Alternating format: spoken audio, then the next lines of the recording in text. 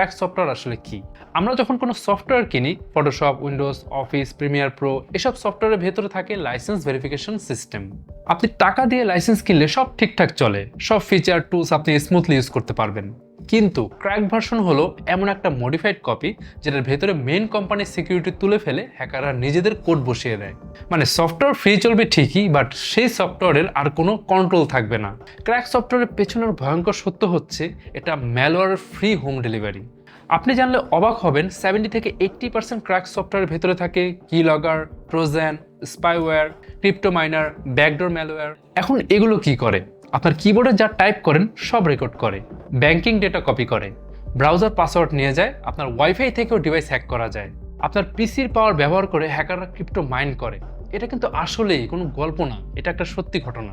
আপনি অনলাইন থেকে যেন তেন একটা ওয়েবসাইট থেকে ডাউনলোড দিয়ে ইনস্টল করার পর ভাবছেন, ও ওয়াও ফটোশপ ফ্রি পেলাম, কিন্তু হ্যাকার ভাবছে পিটি মাছ ওয়াও, এই পিসিটা এখন আমার কন্ট্রোলে।